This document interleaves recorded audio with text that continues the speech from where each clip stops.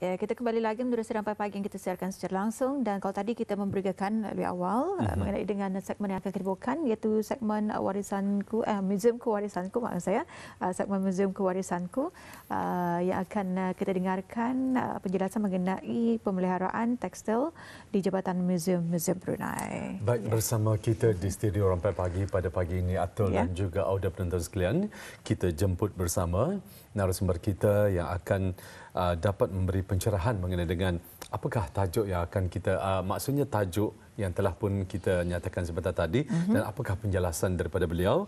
Jadi kita jemput bersama iaitu Yang Mulia Puan Aziah binti Haji Ahmad, merupakan Pegawai Pemeliharaan Bahagian Pemeliharaan dan Pembaikan Jabatan Museum Brunei. Kita ucapkan selamat datang. Assalamualaikum Puan. Waalaikumsalam warahmatullahi. Apa khabar Puan? Alhamdulillah. Alhamdulillah. Terima kasih Puan kerana berkesudian meluangkan masa bersama di Rampai Pagi pada pagi ini. Alhamdulillah. Terima kasih. Yes. Jadi sangat menarik tajuk yang kita bawakan pada hari ini. Jadi pemeliharaan tekstil di Jabatan Museum sebagai mukadimahnya tajuk yang kita bawakan hari ini. Silakan. Okey, terima kasih. Bismillahirrahmanirrahim.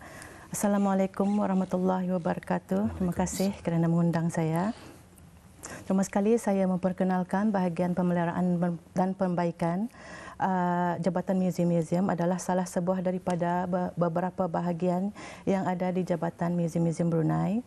Bahagian pemeliharaan dan pembaikan ini mengandungi 5 buah makmal yang masing-masing mempunyai fungsi bagi memelihara bahan-bahan budaya koleksi Jabatan Museum, sama ada ianya bahan artifak dan juga bahan koleksi arsip dan perpustakaan. Unit makmal organik tekstil bertanggungjawab di dalam memelihara dan menjaga bahan-bahan budaya yang terdiri dari pakaian beserta perhiasan dan aksesorinya, kain tenunan dan sebagainya. Bahan-bahan tekstil ini adalah koleksi bahagian perolehan Jabatan Museum. Antara tugas-tugas unit organik tekstil adalah koleksi bahagian adalah untuk menjaga bahan yang tersimpan di dalam stor koleksi dan bahan-bahan yang dipamerkan di dewan-dewan pameran museum. Bahan-bahan yang mempunyai masalah, kerosakan dan sebagainya akan dihantar ke unit ini untuk dipelihara. Iya. Kalau tadi melihat image Jabatan Museum Brunei, dan juga ini yang dimaksudkan unit makmal organik seperti yang Puan nyatakan sebentar tadi. Jadi mungkin tadi boleh melihat sedikit mengenai ini, dan ada 3 image yang ingin kita kongsikan di sini. Dan okey. Jadi keadaan makmal organik di sana. Okey. Ini dia unit makmal organik. Jadi maksudnya kalau unit makmal organik ini nanti ada penjelasannya lagi nih. Ada penjelasannya lagi, dan satu lagi unit ini sama unit makmal organik. Jadi di sini Puan, mungkin selain daripada bahan tekstil ini, apakah lagi jenis bahan yang dipelihara dalam makmal organik ini? Selain dari pemeliharaan bahan tekstil, unit ini juga bertanggungjawab di dalam memelihara bahan-bahan tradisi budaya jenis organik anyaman yang yang diperbuat daripada daun, rotan, buluh dan sebagainya, dan juga bahan kayu. Bahan-bahan ini merupakan koleksi etnografi Jabatan Museum Brunei yang berjumlah sebanyak 17,612 bahan. Manakala sebanyak 1,033 bahan adalah unit koleksi bahan-bahan tekstil, yang mana cuma 0.5% saja daripada jumlah tersebut. Merujuk kepada tajuk penyampaian saya pada pagi ini, unit makmal organik tekstil pada masa ini mempunyai 2 orang kaki tangan, iaitu seorang pegawai pemeliharaan dan seorang pembantu museum. Setelah menerima bahan-bahan yang memerlukan pemeliharaan dan pembaikan, tugas-tugas unit ini memulahkan dengan memeriksa report masalah bahan tersebut, sama ada ia memerlukan pembersihan ringan saja atau pembaikan kerosakan. metod-metod pemeliharaan bahan ini akan digunakan mengikut jenis masalah yang dialami oleh bahan berkenaan. Biasanya bahan-bahan tersebut dipelihara untuk tujuan pameran di galeri museum dan ataupun simpanan saja dalam koleksi jabatan. Ya, dan kita ingin mengetahui Puan ya, berapa lamakah setiap bahan tekstil tersebut dipelihara sehingga siap? Biasanya lah. Jangka masa proses pemeliharaan sesuatu bahan tekstil itu tertakluk kepada jenis kerosakan bahan. Biasanya memakan masa beberapa hari jika ia tidak ada kerosakan, hingga berbulan lamanya jika macam bahan itu banyak rosaknya dan juga saiz besar dan sebagainya. Proses-proses pemeliharaan bahan tekstil adalah satu, menggunakan vacuum untuk pembersihan ringan. Maksud saya jika ia tidak ada rosak apa-apa, cuma memerlukan pembersihan saja, kami gunakan vacuum yang jenis khas untuk museum, museum vac, yang mana vacuum ini boleh dikontrol kelajuannya.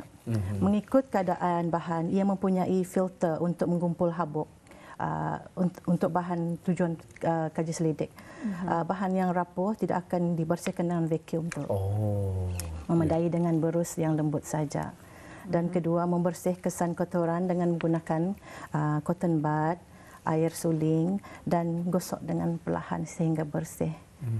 Itu juga memerlukan hati-hati untuk mengerjakan. Tanpa menggunakan sebarang kemikal apa? Cuma tidak air ada, suling sahaja. Tidak ada kemikal digunakan dalam pemeliharaan bahan tekstil. Baik, ya, silakan. Dan ketiga, bahan yang rosak kerana akan dijahit. Kalau sekiranya aksesorinya hilang, akan diganti dengan yang baru saja tu. Seperti contoh manik atau botangnya akan diganti dengan yang sama saiz, sama warna dan sama bentuknya, macam tu kan, dan sebagainya. Yang keempat, memandangkan bahan tekstil ini biasanya berkedutlah kerana sebelum ini dilipat ataupun sebagainya. Maka proses yang tidak kurang perlu bagi tujuan pameran adalah untuk mensetrika bahan tersebut supaya rata dan kemas. Setrika uap adalah terbaik digunakan untuk bahan-bahan yang sudah lama berlipat dan juga ia dapat menghilangkan bau yang melekat pada bahan. Sebab kerana macam barang itu sudah adalah simpanan lama ya. Dan setelah itu bahan dibiarkan kering atau stabil di dalam makmal, bukannya dijemur di luar tu. Dalam matahari tidak boleh. Okey. Jadi di sini kenapa tadi Puan ada mengatakan menggunakan setrika yang ada wap? Kenapa bukan setrika biasa? Ya, untuk keselamatan bahan adalah lebih ideal untuk menggunakan setrika uap kerana kelebihannya ia tidak akan menghanguskan bahan jenis nylon dan sebagainya sebab petani kadang-kadang lupa untuk mengkontrol panasnya. Dan dibandingkan dengan setrika biasalah setrika uap lagi baik. Ia dapat memulihkan keadaan atau merevive keadaan tikar tersebut. Sebelumnya kalau bengkok, ia boleh dapat kerana dilipat, ia dapat diratakan semula. Yang kelima, bahan pakaian yang berkeadaan baik boleh digantung dengan penggantung pakaian hanger yang sudah dilapis dengan padding. Selalunya kami buat sendirilah paddingnya dan lepas itu dilapis dengan kain getah. Kemudian disimpan dalam sarung pakaian, dust cover, untuk melindungi dari habuk. Manakala bahan yang rosak atau rapuh disimpan ke dalam kotak. Proses packing yang seterusnya adalah proses pemeliharaan yang seterusnya adalah proses packing atau membungkus bahan tekstil dari kain panjang seperti kain sarung dan jong sarat adalah dengan menggulung menggunakan roller dan sudah itu yang dilapis dengan kertas acid free. Mengikut saiz dan lebar kain ikut saiz roller dan keseluruhan bahan kemudian dibungkus dengan kertas acid free. Ya. Jadi memang betul lah kaedah kalau contohnya kain jong sarat memang cara yang paling betul adalah digulung, bukan dilipat ya puan ya. Okey, baik, saya tahu dah. Sekurang-kurangnya kita dapat berkongsi informasi bersama dengan penonton kita, dan puan, kita ingin mengetahui apakah kelebihan kertas acid free ini jika dibandingkan dengan kertas pembungkusan biasa. Apa bezanya, kelebihannya? Kertas acid free ini adalah sejenis kertas yang warnanya biasanya putih dan nipis, yang bebas asid. Maksudnya acid free itu ya bebas asid, iaitu ia mempunyai kadar sukatan pH 7. Asid adalah salah satu daripada agen yang merosak bahan tekstil. Kertas ini dapat menyerap asid pada bahan yang dibungkus, menjadikan ia tahan lama. Jika kertas tersebut menjadi kuning, kalau sekiranya tanda-tandanya ada ia kuning kertas satu, selepas lama kita ni gunakan. Ini berkulat ke tak? Ataupun berbau, bau masam, artinya kertas itu mengandung asid. Jadi itu tandanya untuk kita ni ganti kertas satu menggunakan pembungkus yang baru. Biasanya berlaku disebabkan apa tu puan? Itulah mungkin pertukaran suhu keadaan suhu dan tempat kita ni menyimpan, tapi memang kelamaannya lah, because bahan koleksi tekstil itu memang sudah lama disimpan di dalam tempat yang dah sesuai lah. Baik, faham. Baik. Bahan yang akan digunakan untuk pameran bergerak, terutama sekali untuk dipamerkan ke luar negeri, akan dibungkus dengan lebih berhati-hati dan disimpan di dalam kotak khas demi menjaga keselamatan bahan. Pameran tekstil biasanya diletakkan secara terbuka seperti pameran diorama, menggunakan patung agar lebih realistik lah, dan disusun mengikut tema. Tekstil yang dipamerkan di dalam almari kaca adalah bahan yang lebih berharga lah. Seperti yang selalu kita lihat di pameran museum. Pameran bahan tekstil di dalam galeri memerlukan penjagaan dan pemantauan kondisi kerana bahan-bahan organik agak sensitif lah, dan juga keadaan sekeliling seperti cuaca, kelembapan dan kadar cahaya adalah menyumbang di dalam kerosakan tersebut. Kaki tangan unit bahagian pemeliharaan ini juga akan bertugas ke galeri-galeri museum untuk memasang pakaian mengikut reka bentuk pameran, selalunya mengikut arahan untuk bertugas di dewan-dewan pameran. Kerja-kerja pemeliharaan di tempat yang kami panggil on-site, bahan pakaian atau artifak juga dilaksanakan dari masa ke semasa, seperti untuk menangani atau handling bahan semasa pemindahan atau susur atun bahan di dalam dewan pameran. Manakala bahan pameran di galeri-galeri juga tidak dinafikan menghadapi masalah kerosakan tu. Ada berbagai jenis faktor yang menyebabkan kerosakan bahan tekstil. Antaranya seperti kejadian musibah yang tidak dijangka, contohnya macam pipe aircon yang bocor, sekali-sekala ada menghadapi masalah tersebut. Jenis kain sutra dan tenunan misalnya akan mudah rosak jika terkena air kerana warnanya akan luntur tu kalau kena air. Kadar cahaya yang dipasang berdekatan dan bahan tekstil juga secara perlahan akan menyumbang kepada kerosakan kerana warnanya menjadi pudar akibat cahaya lampu yang terlalu kuat dipasang. Bahan panas dari lampu juga boleh menyebabkan kain menjadi nipis dan rapuh. Sukatan cahaya disarankan adalah 50 lux. Jika kita ni ada alat penyukat itu, digunakan alat lux meter untuk menyukat kadar cahaya. Menggunakan bulb lampu LED juga disarankan, dan dicadangkan juga untuk melapis jendela kita ni, menyorangnya kita ni menggunakan tinted glass untuk melindung cahaya daripada masuk ke dewan pameran. Kita ni tutup lampu spotlight lah kalau sekiranya terlalu terang di dewan pameran, tidak ada pelawat, kita ni tutup saja. Dan juga aircon akan sentiasa dipasang 24 jam supaya kelembapannya stabil. Dan juga tidak dinafikan lah serangga perosak adalah salah satu punca kerusakan kepada bahan tekstil yang dipamerkan. bahan organik yang terdiri dari kain, kertas dan juga sebagainya adalah merupakan makanan kebiasaan serangga tu, kegemarannya lah tu. Mengikut bukti dari perangkap serangga yang telah kami pasang pada berdekatan dengan bahan pameran tekstil didapati serangga gegat dan jual lipas adalah serangga perosak yang biasa dijumpai. Satu lagi faktor yang boleh melibatkan kerosakan bahan tekstil adalah kerana kecuaian manusia tidak dapat dinafikan. Didapati bahan pameran patung yang patah atau anyaman rotan yang tercabut. Ini menunjukkan bahawa barang-barang tersebut tidak sengaja dipeganglah oleh pelawat kerana mungkin asyik berselfie ke apa dekat pameran itu. Kemungkinan para pelawatlah mungkin tersek tanpa sengaja hendak bergambar. Ada terdapat pula tempat-tempat tertentu di jabatan di pameran museum untuk bergambar, tetapi dinasihatkanlah para pelawat untuk tidak memegang bahan pameran. Bahagian pemeliharaan ini memang akan sentiasa bekerjasama dengan bahagian pameran jabatan museum dan pengurus bangunan untuk memelihara sama-sama membaik pulih bahan-bahan pameran tersebut. Pakaian melambangkan bangsa atau asal sesuatu puak setiap negara tu. Dengan terpeliharanya bahan-bahan budaya seperti pakaian tradisi puak-puak Brunei, dapatlah petani memahami dan mempelajari lagi apakah kebiasaan dan adat puak tersebut.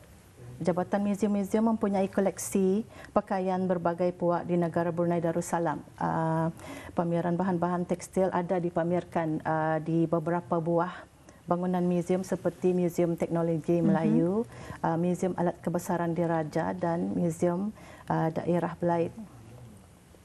Bahagian pemeliharaan dan pembaikan Jabatan Museum-Museum tidak pernah mengadakan latihan bagi kaki tangan yang bertugas di dewan-dewan pameran, dan juga beberapa oranglah yang kami pilih dari bahagian-bahagian masing-masing yang bekerja bertugas yang berkenaan dengan pameran. Bengkel asas pengendalian bahan objek museum sedikit sebanyak dapat memberikan informasi dan tunjuk ajar kepada kaki tangan yang bertugas di Dewan Pameran.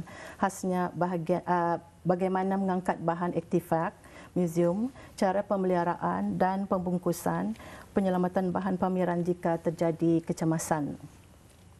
Unit makmal organik tekstil ini juga pernah menarik minat penuntut-penuntut Universiti Brunei Darussalam yang mengikuti kursus jurusan pengajian Brunei untuk sesi penampatan selama beberapa bulan. Mereka dapat mempelajari tata cara pemeliharaan dan juga pengalaman bagaimana mempamerkan bahan tradisi budaya. Kerja-kerja pemeliharaan memang macam kami bukakan untuk pihak-pihak jabatan lain juga yang mempunyai museum untuk berkursus ataupun mengikuti latihan daripada kami. Iya. Alhamdulillah dengan penyelesaian penjelasan sementara tadi sebetulnya, bukan penyelesaian. Okey, jadi di sini memang nampak menarik ya bila tadi melihat para penuntut lelaki mempelajari cara konservasi bahan budaya ini, dan adakah mereka ini menghadapi apa-apa masalah semasa mengikuti kursus berkenaan? Memang mereka sangat berminat untuk mengikuti kursus tersebut. Kerja-kerja pemeliharaan bahan tekstil secara asasnya ketani semua adalah konservator. Di rumah ketani biasa memelihara dan menjaga pakaian kesayangan ketani dari kotor dan rusak, yang merupakan suatu seni budaya untuk ketani mengekalkan bahan-bahan yang berharga dalam simpanan untuk kenangan sejarah keluarga dan sebagainya. Penuntut-penuntut tersebut tidak ada masalah untuk belajar cara menjahit, memvacuum pakaian dan sebagainya. Lama-kelamaan mereka nampak seronok bekerja secara berkumpulan, menyiapkan tugasan mereka dan menghargainya kerana hasilnya amat berbaloi dengan mendapat bimbingan, ilmu pengetahuan yang jarang mereka jumpai di tempat lain. Jadi kesimpulannya di sini ketani semua boleh belajar ataupun ketani sendiri menjadi secara konservasi preventif kita ni lakukan semua tu untuk memelihara bahan koleksi kita ni. Ya, jadi alhamdulillah ya dengan penjelasan mengenai dengan segmen yang kita bawakan itu segmen Museum Kewarisanku pada hari ini, iaitu pemeliharaan tekstil di Jabatan Museum Brunei. Terima kasih banyak kami ucapkan kepada Yang Mulia Puan kerana menjelaskan lebih meluas dan juga terperinci mengenai dengan topik yang kita bawakan pada hari ini. Jadi sampai kita jumpa lagi. Assalamualaikum. Waalaikumsalam warahmatullahi. Ya, demikian tadi ya sudah penonton segmen wawancara kita, iaitu segmen Museum Kewarisanku, pemeliharaan tekstil di Jabatan Museum Brunei, bersama sebentar tadi Yang Mulia Puan Aziah binti Haji Ahmad, iaitu pegawai pemeliharaan bahagian pemeliharaan dan juga pembaikan Jabatan Museum Brunei. Ya, memang kadang-kadang kita ni terlepas pandang juga, Atul ya. Ramai yang tidak mengetahui, termasuk saya sendirilah ya, bagaimana anda terfikir ataupun anda terbayangkan untuk menjaga benda-benda ataupun barang-barang tersebut ya. Pertama sekali yang dipamerkan di museum kita ni lah. Kita ni ada dua museum, right? Ya, itulah. Jadi dengan adanya pendedahan tersebut ya, yang sebentar tadi baru dibawakan ataupun dijelaskan oleh Yang Mulia Puan Aziah, dapat menambahkan lagi ilmu pengetahuan kita, khususnya pada adik-adik kita. Mungkin mereka berminat nanti untuk menjadi salah seorang daripada pakar menjaga barang-barang khazanah ni lah ya. Tepat sekali. Jadi kita ni kalau melihat pameran saja, tapi anda mengetahui bagaimanakah penjagaannya dan juga pembaikannya dan juga sebagainya. Inilah dengan adanya segmen Museum Kewarisanku ini, kita ni banyak mengetahui info-info dan juga maklumat semasa mengenai dengan apa jua yang dibawakan oleh daripada Jabatan Museum. Baik, kita akan berehat seketika tu dan juga audio penonton sekalian jangan ke mana-mana kerana sebentar lagi kita akan mengikuti siaran Berita 9 Pagi. Selepas disiarkan Berita 9 Pagi, kita akan mengikuti satu package program dan juga segmen Enak Rasa Rampai Pagi selepas ini. Jadi kita berehat seketika, kembali kita selepas ini.